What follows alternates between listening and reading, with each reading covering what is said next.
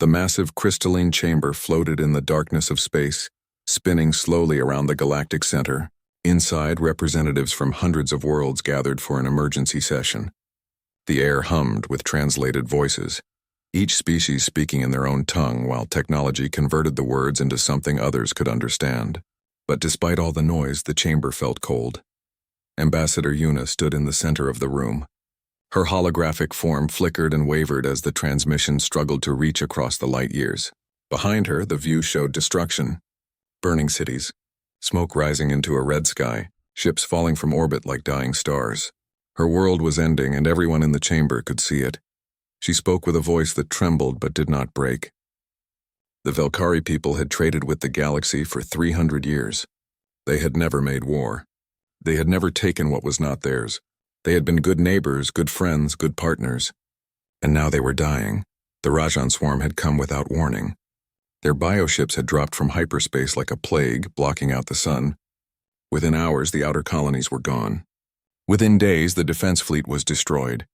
Within weeks, their homeworld was under siege. The swarm consumed everything. They ate metal and stone and flesh.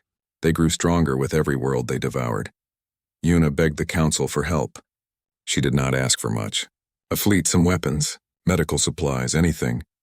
Her people were not warriors, but they would fight if someone gave them a chance. They just needed time. They needed hope. The council chamber fell silent when she finished speaking. Then the voting began. One by one, the species cast their decision. The Torgathi voted no, too far from their space. The Mexari voted no, too expensive. The Kalani voted no, not their concern. On and on it went, a cascade of refusals dressed up in diplomatic language. Councillor Thex, a tall being with silver skin and 3 eyes, spoke for many when he explained his vote. The swarm was dangerous, yes, tragic certainly, but the galaxy was vast and resources were limited. Every species had problems. The council could not solve them all. Sometimes hard choices had to be made. Sometimes worlds fell. That was the way of things. Doyen sat in the observers section and watched it all happen. He was human, one of the newest species to make contact with the galactic community. Earth had only joined the council 5 years ago, and they still did not have a voting seat. They could watch.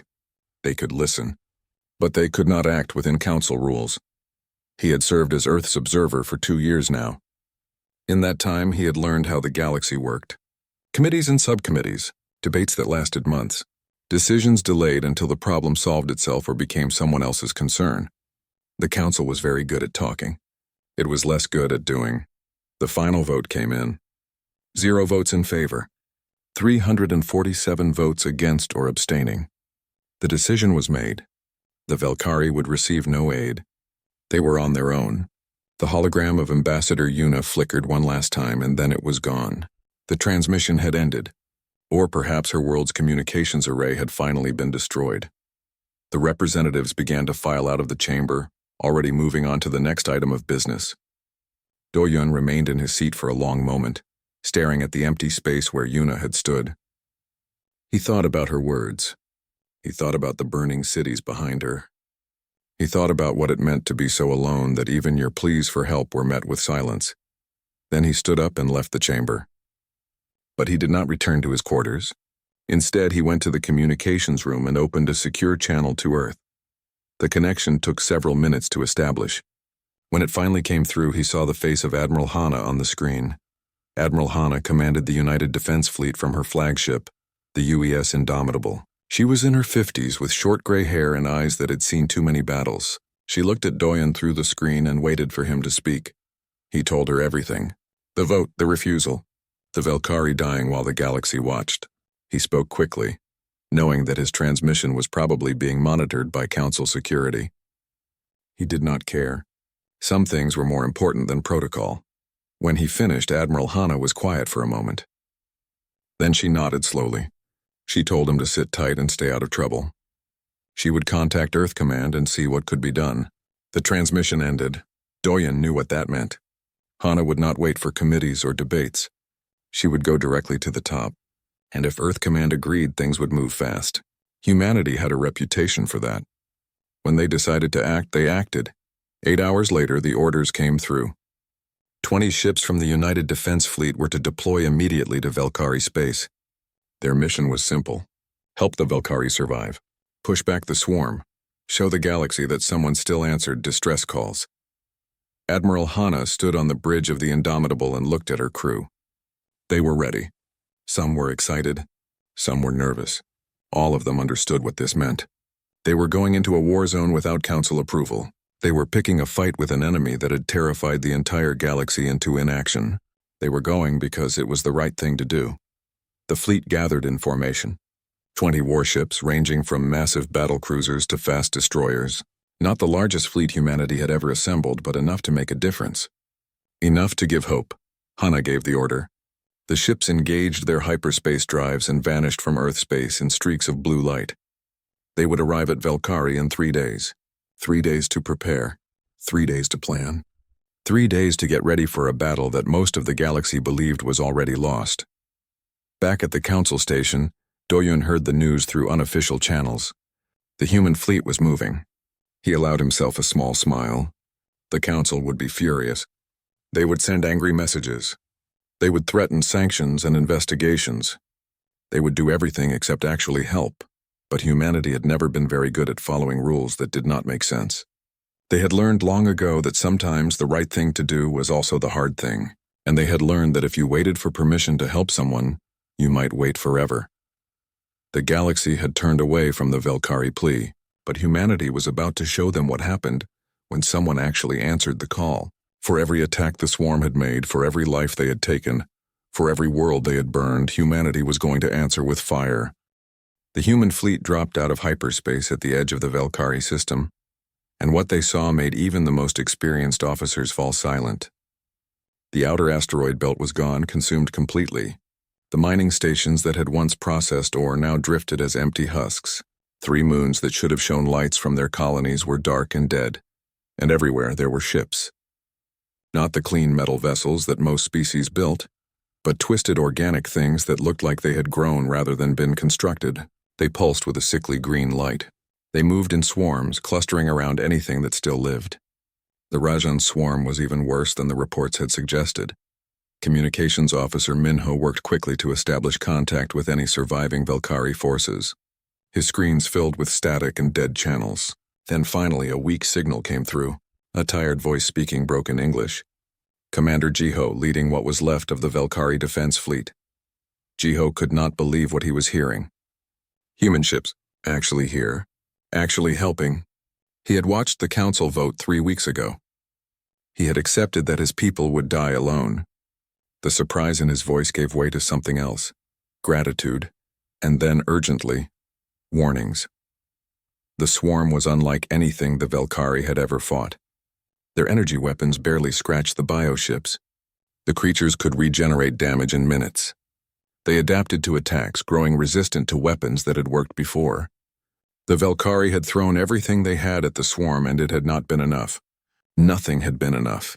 Admiral Hana listened to all of this from the bridge of the Indomitable.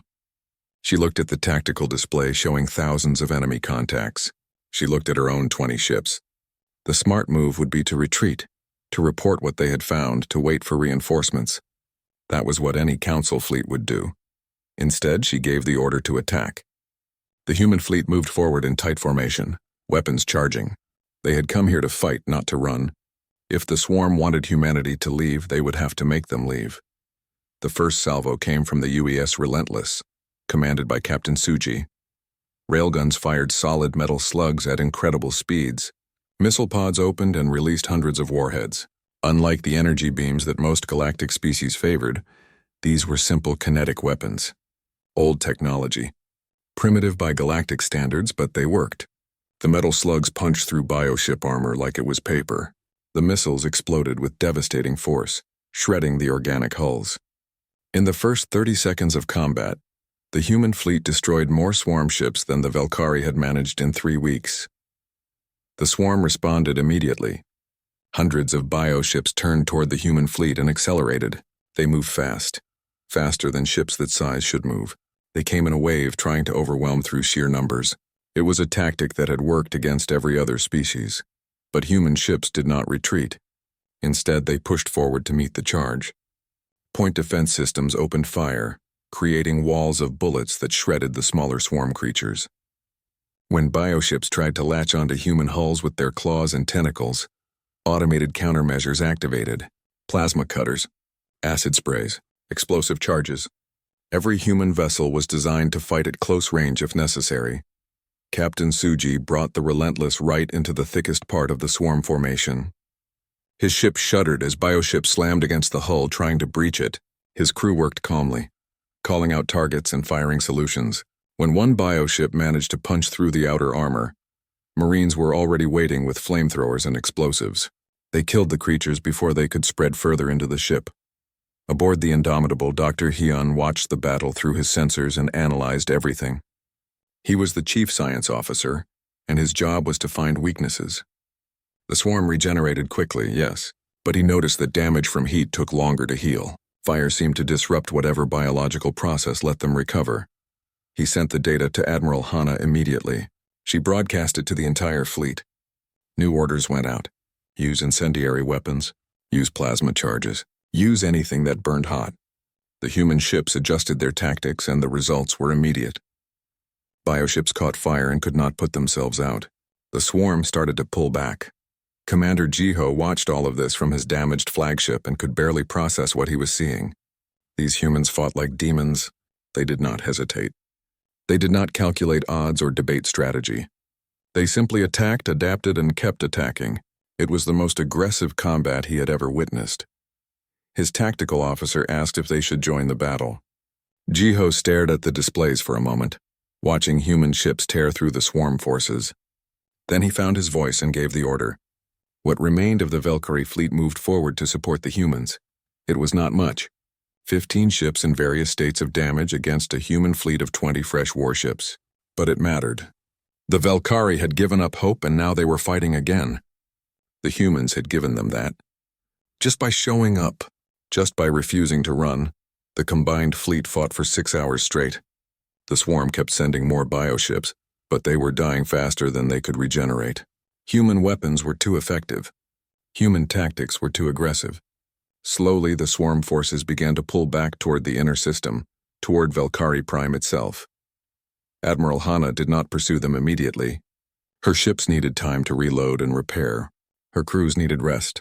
She established contact with Commander Jiho and invited him to a strategy meeting aboard the Indomitable. When Jiho arrived via shuttle, he looked like he had not slept in weeks. His uniform was stained and torn. His hands shook slightly from exhaustion.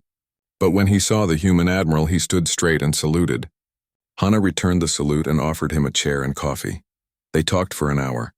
Jiho explained everything about the swarm, how they had arrived, how they fought, what the Valkyrie had tried and failed to do. Hana listened carefully and took notes. Then she laid out her plan. They would establish a defensive perimeter around Valkyrie Prime. They would dig in and hold that line, and they would make the swarm pay for every inch they tried to take. Jiho wanted to ask why. Why would humans risk their lives for a species they barely knew? Why would they fight a battle the entire galaxy said was unwinnable? But when he looked at Admiral Hana's face, he understood. She was not here because of politics or profit. She was here because people needed help. It was that simple. The meeting ended and Jiho returned to his ship. He sent a message to what remained of his fleet. They were not alone anymore. They had allies. Real allies who fought instead of just talking. The Valkyrie would stand with these humans and show the swarm what happened when people refused to give up. In the darkness of space, the combined fleet took up defensive positions. Behind them, Valkyrie Prime still burned. Ahead of them, the swarm gathered for another attack. But this time, the defenders had hope. This time, they had humanity. And this time, they were going to fight back with everything they had. Days turned into weeks, and the human fleet held its position around Valkyrie Prime. The swarm attacked in waves, testing the defenses, probing for weaknesses. Each time, the combined fleet pushed them back. But each time, the cost grew higher. The UES Valiant was the first ship humanity lost. A massive bioship broke through the defensive line and rammed directly into the cruiser's reactor core. The explosion lit up space like a second sun. 300 crew members died in an instant. Admiral Hana watched it happen from her bridge and felt each death like a physical blow. 2 days later, the UES Guardian suffered critical damage when a group of smaller swarm creatures managed to breach the hull.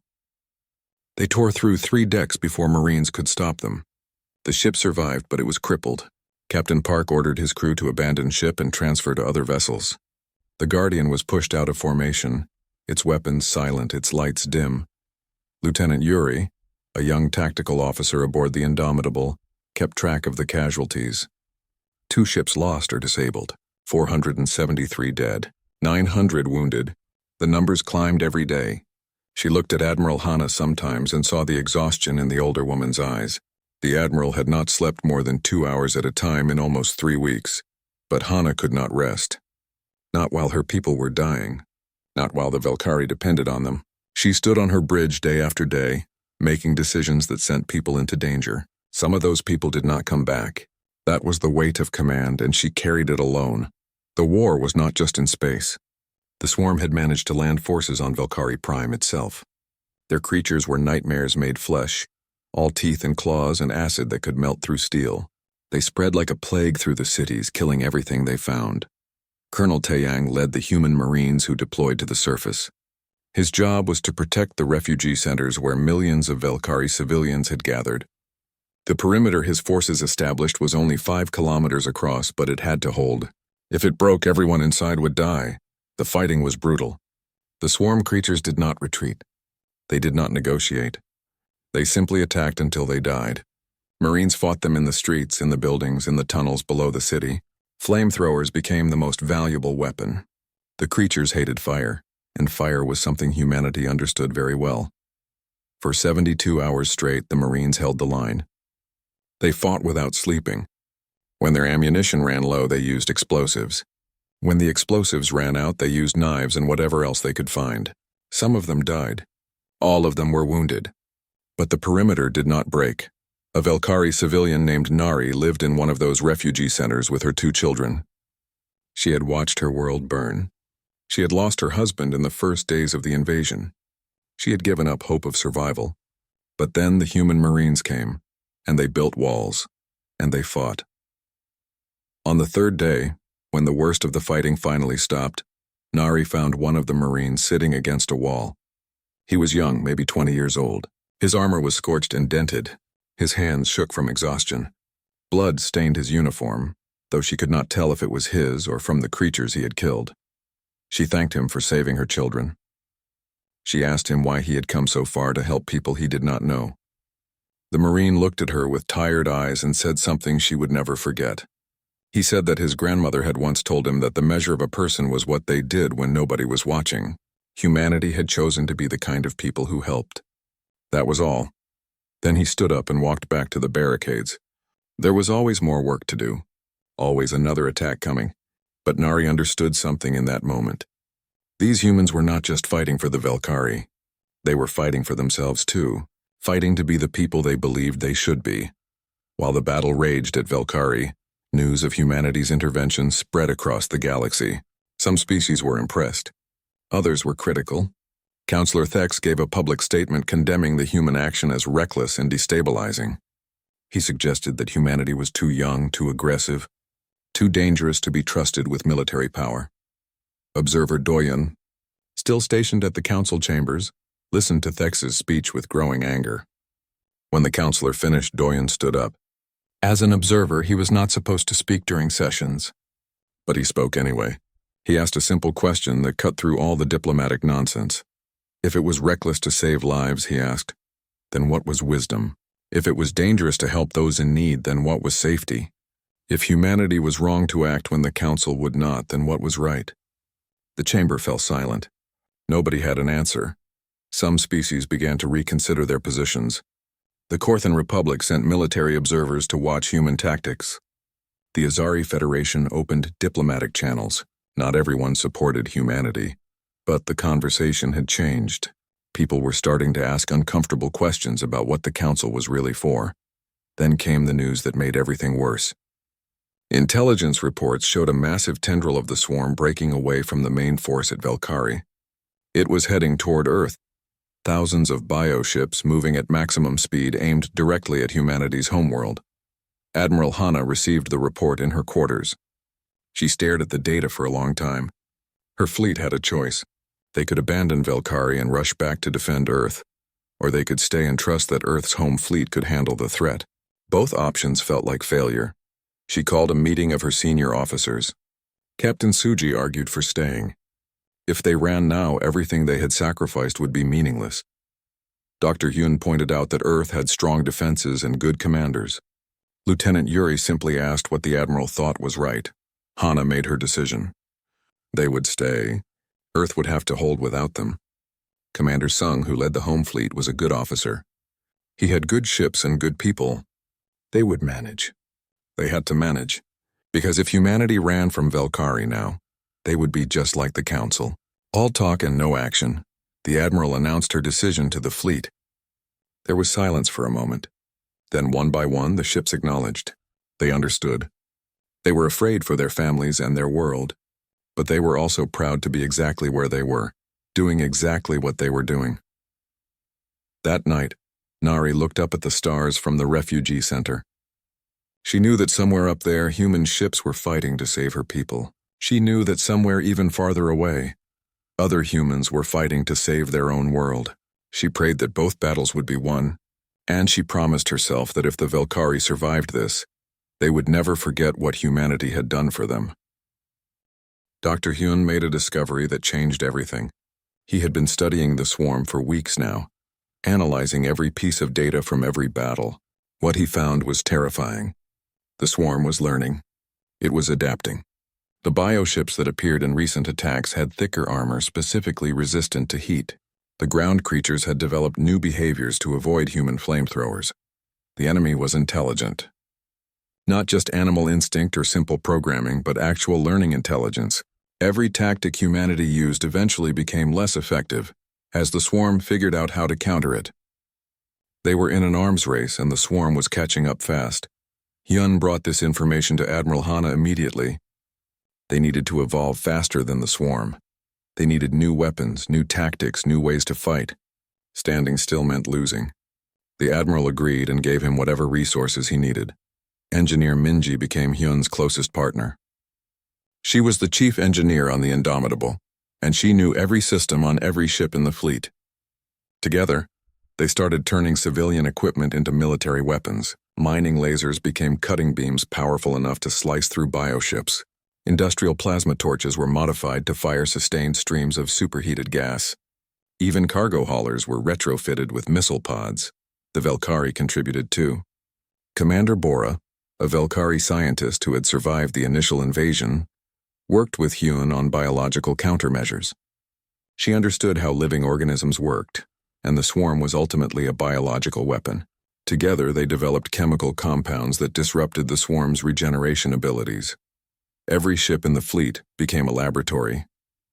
Crews experimented with new weapon combinations. They shared ideas across vessels. A suggestion from a junior mechanic on one ship might solve a problem that engineers on another ship had been struggling with for days. The war effort became truly collective, but innovation alone was not enough. The swarm kept coming. They had endless numbers, and humanity had limited ships and ammunition. Admiral Hana knew they needed a decisive blow. Something that would hurt the swarm so badly that they would have to retreat and regroup. Something that would buy time. She called it Operation Scorched Earth. The fleet would coordinate a massive orbital bombardment using every incendiary weapon they had. They would turn the swarm-occupied territories on Velkari Prime into an inferno. It was a desperate plan. It would make large parts of the planet uninhabitable, but it might work. Commander Jiho protested when he heard the plan. Those were Velkari lands. Velkari cities. Velkari history that would burn. But Admiral Hana was firm. Better to lose some land than to lose everything. Better to have a scarred world than no world at all. Jiho struggled with the decision but finally agreed. The operation would proceed. The fleet spent 2 days preparing. Every ship loaded every incendiary weapon it could carry. Thermite satellites were positioned in orbit. Phosphorus missiles were armed and ready. Plasma bombardment systems were charged to maximum power. When everything was ready, Admiral Hana gave the order. The bombardment began at dawn. Missiles streaked down from orbit, each one carrying enough fire to level a city block. Thermite satellites ignited and burned so hot that metal melted like water. Plasma beams carved lines of destruction across the landscape. The swarm-occupied territories became a vision of hell. The bioships in orbit tried to interfere, but the human fleet was ready. Captain Suji led a fighter screen that kept the swarm busy while the bombardment continued. His pilots flew with precision and courage, drawing enemy fire away from the larger ships. 2 fighters were lost, but the mission continued. On the ground, Colonel Taiyang and his Marines watched from their defensive positions. The horizon glowed orange and red. The air filled with smoke and ash. Some of his soldiers looked uncomfortable. This was not a clean fight. This was total war. But Taiyang knew it was necessary. The swarm had to be stopped no matter what it took. The bombardment lasted for 6 hours. When it finally ended, entire continents of swarm biomass had been incinerated. The sensors showed massive casualties in the enemy forces. For the first time since the invasion began, the swarm was actually retreating. They pulled back from the planet's surface, regrouping in orbit. The gambit had worked, but the cost was visible even from space. Huge sections of Velkari Prime were now blackened wastelands. Cities that had stood for thousands of years were gone. Forests were ash. Rivers had boiled away. Commander Jiho looked at the images and felt his heart break. But he also felt something else, relief. His people were still alive. The swarm had been pushed back. There was still hope. While the battle at Velkari reached its climax, Earth faced its own crisis.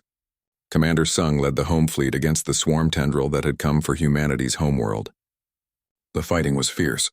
Earth's orbital defenses were strong, but the swarm was relentless. Sung used every trick he knew. He lured swarm ships into kill zones. He used Earth's moon as cover for ambushes.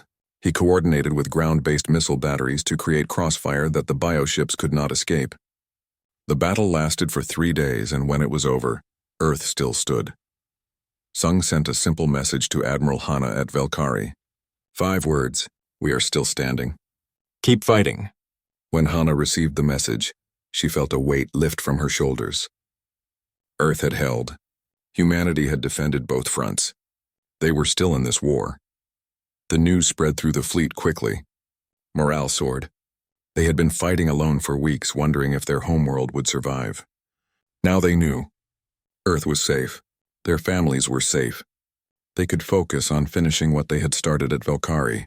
Not everyone fighting was military. Captain June had been a civilian freighter pilot before the war. He hauled cargo between colonies, living a quiet life. When the swarm attacked, his ship was docked at a Velkari station for repairs. He could have run. He could have fled to safe space. Instead, he volunteered to fight. His freighter was not built for combat, but engineer Minji helped him retrofit it. They welded armor plates to the hull. They installed weapons pods. They turned a cargo hauler into a gunship. It was not pretty, but it worked. June flew supply runs through enemy fire, keeping the fleet supplied with ammunition and equipment. On one run, his ship was ambushed by 3 bioships. He fought them off using his newly installed weapons, destroying 2 and damaging the 3rd. When he returned to the fleet, other civilian volunteers were waiting. They had heard what he did. They wanted to help too. Admiral Hana accepted them all. The Velkari civilians were no different. Nari, who had thanked the Marine for saving her children, organized the refugee centers with military efficiency. She rationed supplies. She coordinated medical care. She kept millions of people alive and organized while the war raged around them. When someone asked her how she stayed so calm, she said she had learned from the humans. You do what needs to be done. The war was changing everyone. Humans and Velkari were no longer separate peoples. They were allies, partners, friends who had bled together and fought together. The bonds formed in fire were stronger than any treaty or agreement. They were bonds of shared sacrifice. As the smoke cleared from Operation Scorched Earth, both sides regrouped and prepared for the next phase. The swarm had been hurt badly, but they were not defeated. Humanity and the Velkari had proven they could fight back, but the war was far from over. The real test was still to come, and when it came, they would face it together. The fleet was down to its last reserves of ammunition when new contacts appeared on the sensors. Dozens of ships dropping out of hyperspace at the edge of the system. For a terrifying moment, everyone thought it was more swarm forces. Then the identification codes came through and the bridge of the Indomitable erupted in surprised shouts. They were not enemies. They were reinforcements. The Korthan Republic had sent a battle group of 12 heavy cruisers. The Azari Federation sent medical ships and supply vessels. Even some independent colonies sent whatever they could. Spare, frigates, fighters, cargo, ships loaded with ammunition and food. Admiral Hana stared at the tactical display and felt something she had not felt in weeks. Not just hope, but confidence. They were not alone anymore. Other species had heard about humanity's stand at Velkari. They had seen how humans fought when the Council would not, and they had decided to join the fight. Commander Jiho watched his tactical screen fill with friendly contacts and began to cry. He did not try to hide it. His crew understood. For weeks, they had believed the entire galaxy had abandoned them. Now ships from a dozen different species were arriving to help. The galaxy had not turned away after all. Humanity had shown them the way. Admiral Kale of the Korthan Republic was the first to make contact. His people were warriors by tradition and they respected strength. Humanity had shown strength. They had shown courage. The Korthans wanted to stand with them. Kale offered his ships and his expertise, no strings attached. Just one warrior helping another. Dr. Rena led the Azari medical teams. Her people were healers, not fighters, but they believed in helping those who needed it. She brought medical supplies that were running dangerously low in the human fleet. She brought doctors and nurses who could treat injuries that overwhelmed the existing medical staff. She brought hope in a different form. The combined fleet reorganized quickly. Admiral Hana shared all of humanity's tactical data freely. Every trick they had learned, every weakness they had found, every weapon modification that worked. The Korthan cruisers provided heavy firepower that human ships lacked. The Azari medical team set up field hospitals. The independent ships filled gaps in the defensive line. For the first time in galactic history, multiple species fought as a single coordinated force. Not because a council mandated it, not because of treaties or political pressure, but because they chose to. Because when they saw humanity refuse to abandon the Velkari, they could not abandon humanity. The swarm faced something it had never encountered before. True unity, not the forced cooperation of species who barely trusted each other, but genuine partnership. Human engineers helped maintain Korthan weapons. Azari doctors treated Velkari civilians and human marines without distinction. Everyone shared supplies. Everyone shared intelligence. Everyone fought as one. While the fleet grew stronger, Dr. Hyun and Commander Bora made their greatest discovery. They had been studying swarm communications, trying to understand how the creatures coordinated. What they found changed everything. The swarm was not just intelligent, it was a hive mind. Every bioship, every creature, every piece connected to a central nexus that directed them all. They tracked the signals back to their source. A massive biostructure hidden in the asteroid belt between Velkari Prime and the outer system. It was enormous, almost as large as a small moon. It pulsed with energy, sending commands to every swarm unit in the system. If they could destroy the nexus, the entire swarm would lose coordination. Admiral Hana called a meeting of all senior officers from every species in the fleet. She presented the discovery. The nexus was their target, but it was heavily defended by thousands of bioships. Getting close enough to destroy it would cost lives, many lives. But if they succeeded, the war would be over. There was silence in the meeting room. Then Admiral Kale spoke. The Korthan would provide the heavy ships to break through the defenses. Dr. Rena offered her fastest medical ships to retrieve casualties. Commander Jiho volunteered his remaining Velkari vessels for the assault. Everyone understood the risks.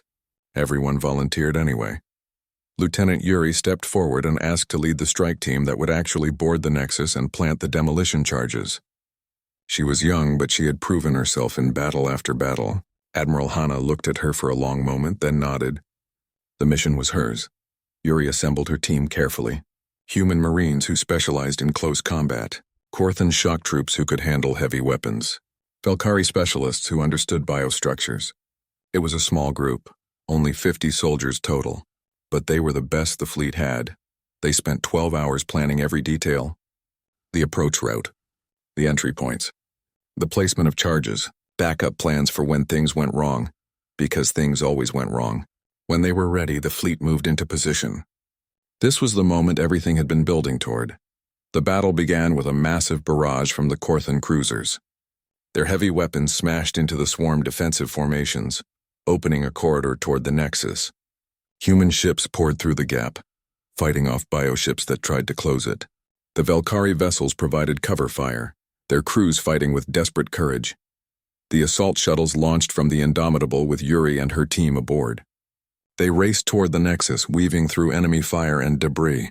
2 shuttles were destroyed before they even reached the target. But the others made it through, crashing into the organic surface of the massive biostructure. The team fought their way inside. The Nexus was a nightmare of pulsing flesh and crystalline neural networks. Swarm defenders attacked them immediately. The fighting was close and brutal. Every meter forward was paid for in blood. But they kept moving, pushing deeper into the structure. They reached the core after 20 minutes of constant combat. It was a massive chamber where thousands of neural pathways converged.